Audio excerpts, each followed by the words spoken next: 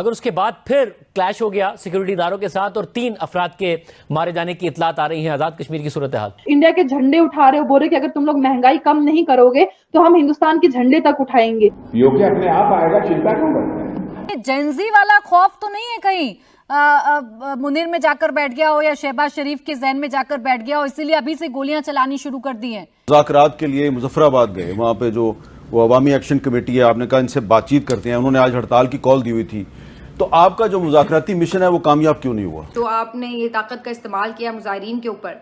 ये जो विजुअल्स हैं ये आपके इंडिया में चलेंगे। हम तो वहाँ पे बड़ी डेवलपमेंट लेके आ रहे हैं, लेकिन यहाँ पर ये जो पाकिस्तान के ज़र इंतजाम कश्मीर है, यहाँ पर कश्मीरियों को मारा जा रहा है। जितने भी आज़ाद कश्मीर के शहरी हैं वो मुख्तलिफ शहरों से निकलकर बहुत बड़े पैमाने पर ग्रोहों की शक्ल में अब मुजफ्फराबाद की तरफ बढ़ रहे हैं और एक अजीब इत्तेहाद देखने में आ रहा है जो इससे पहले हमने नहीं देखा। कश्मीर के अंदर सूरत हाल गैर मामूली हद तक खराब हो चुकी है। पाकिस्तान का प्राइम टेलीविजन इसे रिपोर्ट नहीं कर रहा, हकायक नहीं दिखा रहा, सोशल मीडिया पर टॉप ट्रेंड बना हुआ है, दुनिया इसे रिपोर्ट कर रही है। $7 बिलियन की हमने ट्रेंच लिया ना, 10 गुना ज्यादा $70 बिलियन की इन्वेस्टमेंट कश्मीर में इंडिया का। रुकावटें ये गिराते जा रहे हैं, इनके ऊपर फायरिंग की गई, गिरफ्तार किया गया, तशद्दुद किया गया, जगह जगह रुकावटें खड़ी करके इनको रोकने की कोशिश की गई, लेकिन आजाद कश्मीर के शहरी जो हैं वो आगे बढ़ते जा रहे हैं।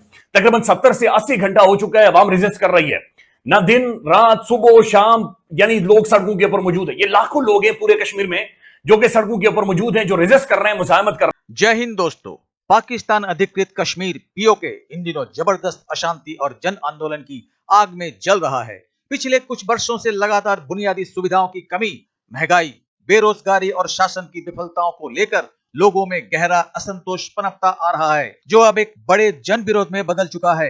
तो मिलते हैं वीडियो के अंत में इसी बात पर विस्तार से। अगर आपको वीडियो पसंद आए तो हाइप, लाइक और सब्सक्राइब करके कमेंट करिए। जय हिंद। मुख्तलिफ शहरों से निकलकर बहुत बड़े पैमाने पर ग्रोहों की शक्ल में अब मुजफ्फराबाद की तरफ बढ़ रहे हैं और एक अजीब इत्तेहाद देखने में आ रहा है जो इससे पहले हमने नहीं देखा। रुकावटें ये गिराते जा रहे हैं, इनके ऊपर फायरिंग की गई, गिरफ्तार किया गया, तशद्दुद किया गया, जगह जगह रुकावटें खड़ी करके इनको रोकने की कोशिश की गई, लेकिन आज़ाद कश्मीर के शहरी जो हैं वो आगे बढ़ते जा रहे हैं। ये शहरी पुरअमन है और ये पुरअमन एहतजाज पे यकीन रखते हैं। इन्होंने हलफ भी लिया, कई जगह से ऐसी वीडियोज आ रही हैं जहाँ पे हलफ लिया जा रहा है और ये कहा जा रहा है मुजाहिरीन से, जो वहाँ पे मकामी कायदीन है उनकी जानिब से, कि आप हमें हलफ दें कि आप पुरअमन रहेंगे, लेकिन अगर आपके ऊपर जबर और तशद्दुद होता है तो आप पीछे नहीं हटेंगे। बल्कि इसके ऊपर जो है वो अहमद फराहत साहब को मैं सुन रहा था, दीगर जो जर्नलिस्ट हैं वहां पे उनसे भी मेरी बात हो रही थी कि यहां पे एक डिफरेंस ये है कि ये जब गोली चलती है, क्योंकि 20 लोग जख्मी हुए हैं जब गोली चली, उनकी लिस्ट भी आ गई है, एक नौजवान शहीद भी हो गया है, लेकिन ये वो जगह छोड़ कर नहीं गए। इन्होंने अपने जख्मी उठाए और उनको अस्पतालों में जरूर पहुंचाया, लेकिन मौके के ऊपर जो लोग मौजूद थे वो वहां पे मौजूद रहे। सिक्योरिटी जो थी वहां पे उनको वो जगह छोड़नी पड़ी। ये एक नई सिचुएशन है। ये एहतजाज बड़े जोरदार तरीके से कर रहे हैं। इनके ऊपर जो है वो सादा कपड़ों में लोगों से भी गोलियां चलवाई गई।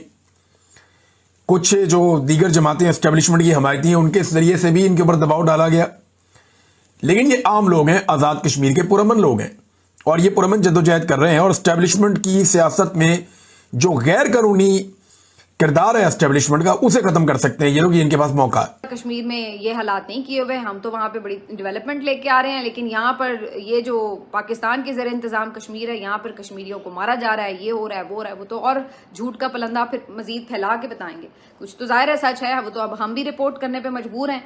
अनफॉर्चुनेटली हमें करना पड़ रहा है, क्योंकि जाहिर एक चीज़ हो रही है तो हम कैसे कहें कि नहीं हो रही, लेकिन वो तो फिर इसके और ज़्यादा इम्पैक्ट्स जो है वो ग्लोबली डालने की कोशिश करेंगे। तो ये थोड़े होश के नाखून लेने चाहिए कि ये किधर बात जाएगी। आप लोग इस चीज़ के चक्कर में कि जी हमने हर चीज़ को दबा के और मार के और डंडे से ही हल निकालना है, इस तरह हर जगह पे हल नहीं निकला करते। अब ये पंजाब के लोगों को तो आपने मार मार के इस तरह का कर दिया कि ये तो बेचारे अब अपना हक लेना ही भूल गए हैं, लेकिन वहाँ पे सूरत हाल ऐसी नहीं है। उनकी तो सारी जिंदगियाँ गोलियों की बौछार में आंखें खुलती हैं और वो तो सारी जिंदगी मज़ामत देखते हैं, क्योंकि ये तो कंट्रोल लाइन का इलाका होता है। यहाँ पे तो लोगों की एक तरह से तर्ज ज़िंदगी इसी किस्म की होती है कि दोनों तरफ फोर्सेस खड़ी होती हैं। तो कहने का मकसद ये है कि यहाँ पे बहुत ज़्यादा संभाल के चलने की ज़रूरत है, लेकिन मुझे बहुत आज फिक्रमंदी है, मैं बहुत तशवीश में हूँ और सबको मेरा ख्याल है होना चाहिए कि जो वहाँ के हालात हैं, कश्मीर के अंदर सूरत हाल गैर मामूली हद तक खराब हो चुकी है। पाकिस्तान का प्राइम टेलीविजन इसे रिपोर्ट नहीं कर रहा, हकायक नहीं दिखा रहा, सोशल मीडिया पर टॉप ट्रेंड बना हुआ है, दुनिया इसे रिपोर्ट कर रही है इंडिया के अंदर, लेकिन यहां पर एक खामोशी है, एक मुजरिमाना और बहुत ही खौफनाक किस्म की खामोशी है। तकरीबन 70 से 80 घंटा हो चुका है, अवाम रेजिस्ट कर रही है, ना दिन रात सुबह शाम, यानी लोग सड़कों के ऊपर मौजूद है। ये लाखों लोग हैं पूरे कश्मीर में जो कि सड़कों के ऊपर मौजूद हैं, जो रेजिस्ट कर रहे हैं, मुजाहमत कर रहे हैं। रावलाकोट नाज़रीन इस वक्त आग पकड़ रहा है, वहां से ऐलान हो चुके हैं, वहां से वार्निंग दे दी गई है आखिरी, और रावलाकोट इंतहाई सेंसिटिव जगह है।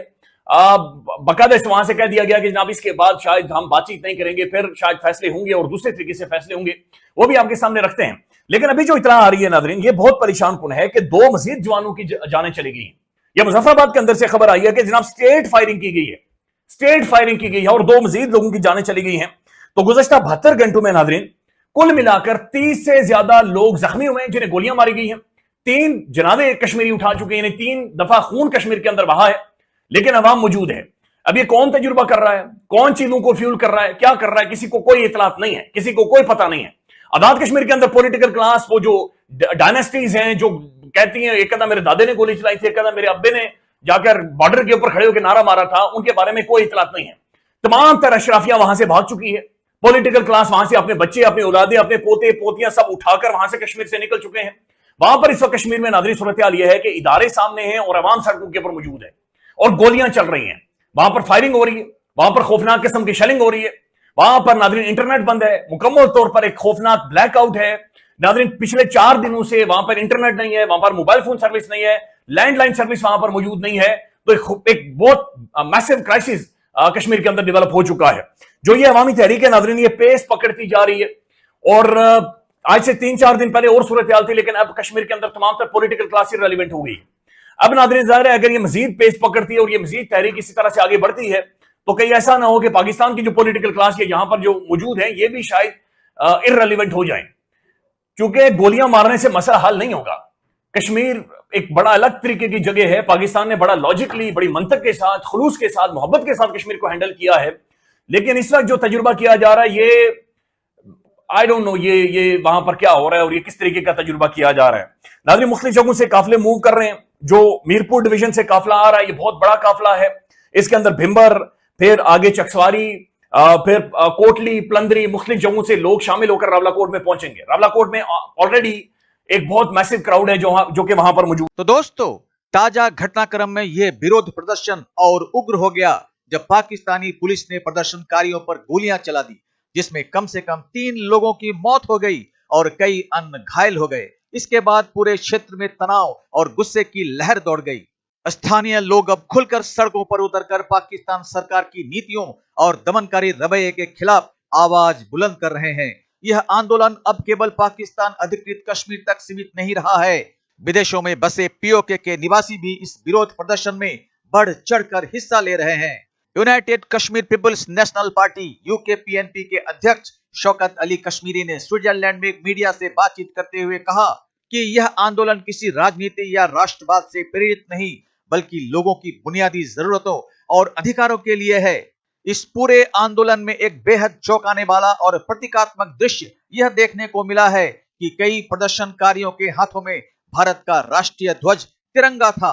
खासकर जेन जेड यानी युवा पीढ़ी के लोग भारत का झंडा लहराते हुए नजर आए। यह दृश्य पाकिस्तान सरकार और वहां की सेना के लिए एक कड़ा संदेश है कि अब लोगों को केवल रोटी, बिजली और पानी ही नहीं, बल्कि सम्मान और स्वतंत्रता भी चाहिए। भारत के झंडे के साथ प्रदर्शन करने की खबरें और तस्वीरें सामने आने के बाद पाकिस्तान सरकार में गहरी बेचैनी देखी जा रही है। यह आंदोलन अब एक आत्मसम्मान की लड़ाई बन चुका है। अब पाकिस्तानी मीडिया के पत्रकार और बुद्धिजीवी यह सवाल उठा रहे हैं कि भारतीय कश्मीर, जम्मू कश्मीर में जहां बुनियादी सुविधाएं, सड़कें, अस्पताल, इंटरनेट और रोजगार के अवसर मौजूद हैं, वही पीओके में लोगों को इनसे वंचित क्यों रखा गया है। पीओके में आज जो कुछ भी हो रहा है वह केवल पाकिस्तान की विफल शासन व्यवस्था का ही नहीं, बल्कि एक बड़ी जन जागृति का संकेत है। भारत का तिरंगा लहराना इस बात का प्रतीक है कि वहां के लोग अब भारत की लोकतांत्रिक व्यवस्था और विकास की राह को उम्मीद की नजरों से देख रहे हैं। तो मिलते हैं अगली वीडियो में, तब तक जय हिंद, जय भारत।